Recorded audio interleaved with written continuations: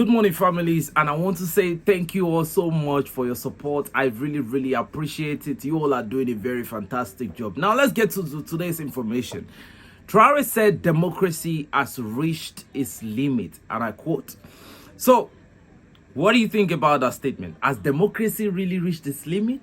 Looking at the president of Cameroon, looking at the president of Cote d'Ivoire, with the way he acted after the recent protest in Cameroon, looking at the situation of Nigeria, who actually claimed that there was a coup d'etat just because people wanted to exercise their constitutional rights to protest recently.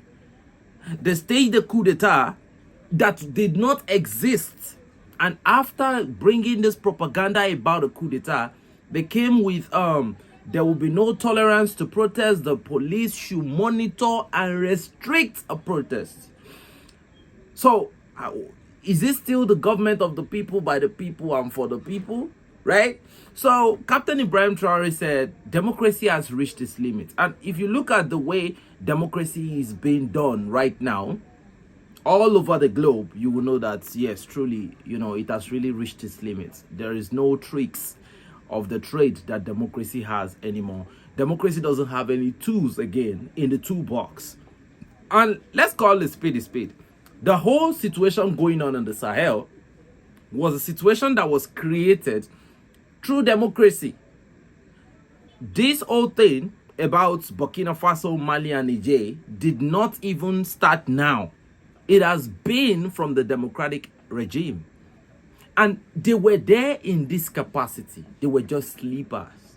They were waiting for this period so that they can act. And these are the things that we should know. So Traoré said the only way forward from now on is revolution. You all know that Burkina Faso is the first country in Africa to declare that they are in a revolution. So it's called the Popular Revolution. So now that he has said the only way forward is revolution, and if you look at the way everything is going right now all over the globe, I don't know whatever country you are from, revolution is actually better than democracy. Now, it doesn't mean that revolution can only be led by a military person. No. A civilian can equally lead a revolution. But if you are in a democracy, it will almost be impossible for you to lead a revolution. To build your country, to get the required amount of time, to build your country up, to build new ideas, to break down the old hegemonic orientation, to build up a new core value system, it will be very difficult to achieve in a democratic system. Because your time, you have a limit. So, when I look at the things he said, I really think he said something that is very fantastic right there. And equally, he said, and I quote, that there is a new world order. And in this new world order, you cannot be neutral. I see some people talking about neutrality, even in Africa. No, you cannot be neutral. We're at a stage right now where anybody that claims to be neutral, the Western world are going to see you like, okay, that is an empty space right there. Let's go claim it before the other people comes to claim it. Now you can see that China and Iran and Russia, they've now, helped Iran to get out of every type of treaty and every type of deals that was holding it down, right? We are getting to a fledged stage of this, bye-bye to unipolarity as we know it. You see, and I will tell you this, unipolarity would not disappear after this whole global change or transformation, if you want to call it. Unipolarity will not disappear. Unipolarity will remain. But it will now have limits to certain people that continue to follow the crusade of unipolarity. It's a Western thing. It will remain with the West. And it will remain with their stooge. But the multipolar world order has come to stay.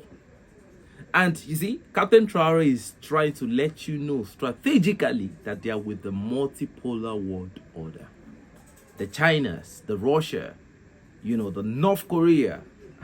Not again would anybody have that monopoly of circumventing anyone's efforts, of sabotaging anyone's efforts towards progress. So how can you say that you are neutral? Even me, I will tell you, I am not even neutral. I am pro-African. So the question is, what is bad in that? A lot of people will be like, oh, he's selling. And when you are pro your continent, they will say you are spreading propaganda. That is why we continue to come on this platform with overwhelming evidence. And you see, the funny thing is, when you come with your evidence, you know what they call it? They say you are violating the policies. In fact, if you see what I've read. So, and this thing that Captain Ibrahim Traoré just said is actually true. You need to ally yourself with people. Nigeria used to be a neutral country before. I don't know if it's neutral anymore, most especially under this particular democracy that we are. And if you say you are a neutral country, let me just tell you the truth. There is no way the West would not find a way to put someone in your government that will serve their interests. So are you still neutral? So Traoré is letting everybody know now that there is no neutrality. It doesn't exist. You are either on this side or on this side. It's how dynamic the world has become right now. So he equally, let people know that he heard what has been said recently, that he talks too much. According to some of the Western leaders, they said he talks too much. And according to some African leaders, most especially in Ivory Coast, in Kenya, they say he talks too much.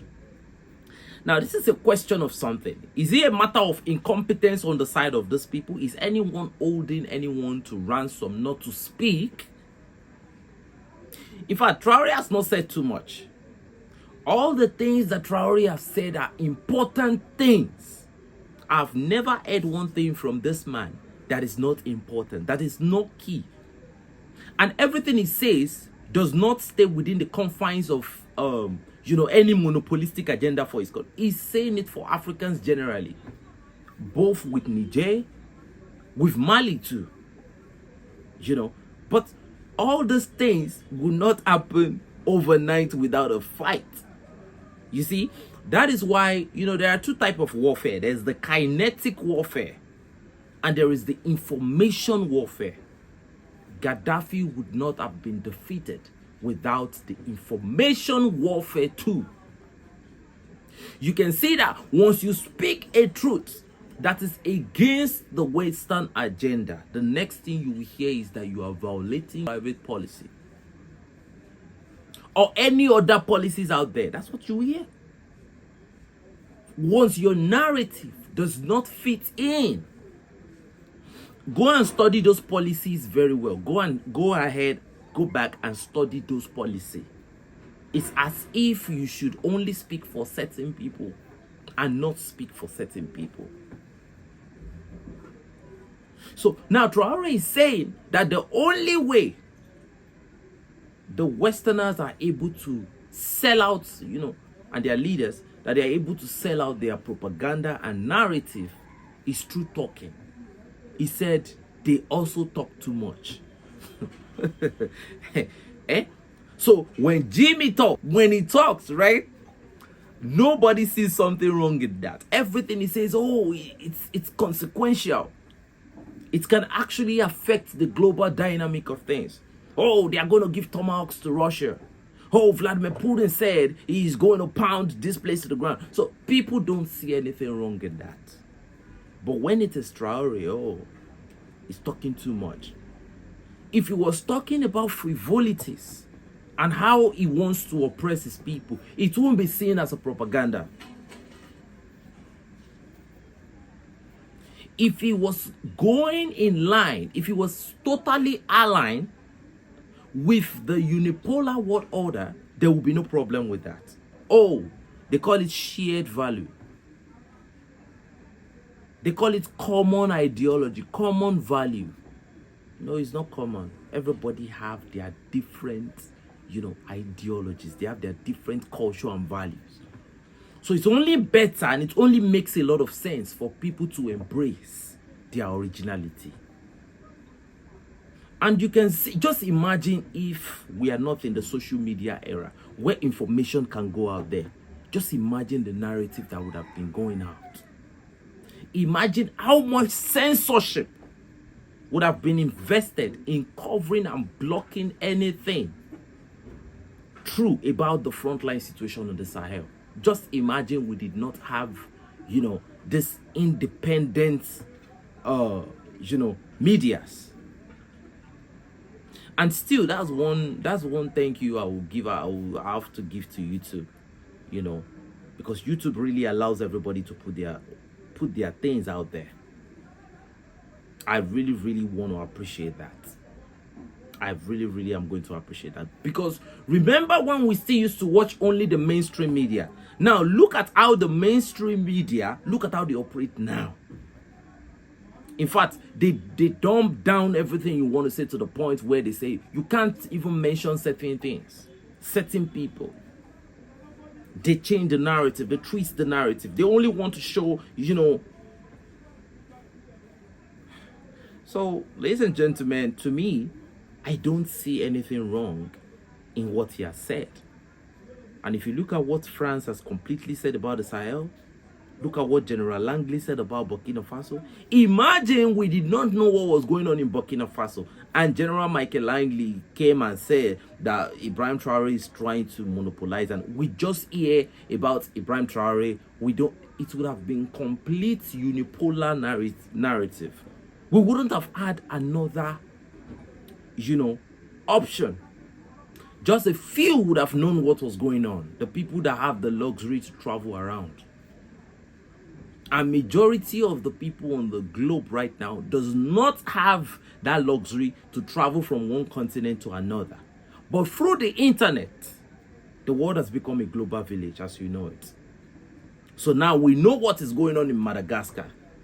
A lot of people are asking that the Madagascar coup doesn't look like a coup d'etat to them. That because it's so smooth, it's so seamless. But do you know why I believe that the unipolar world order does not really agree with the Madagascan, change in power? Even though Rajolina has been posting on Facebook recently, how did Andre Rajolina become a president, for God's sake? That guy is so much relaxed, he's enjoying life, he doesn't even care anymore. That is what democracy gives you. Even though he did not come in through democracy. So, but people are saying that there is no push, there is no pull and all of that. But first of all, you have to remember that, Madagascar is not landlocked. And Madagascar does not border anybody. It's like an island on its own. And remember, before Randranirina took power, he must have had somebody very powerful that is supporting and backing him, which I think is Russia. So, and remember, another reason why you will believe that the unipolar world order are not happy with that change of regime is you see that the African Union immediately sanctioned Madagascar. So the question is, where was the African Union when the people of Madagascar was going through a lot? And remember, this same African Union gets allocation from all the African states yearly. It's allocation. So the question now is, should the African Union still be in existence? Ladies and gentlemen, thank you for being here today. I will have to go to work now. I'll see you later in the day. Thanks for watching. God bless you. Much salute.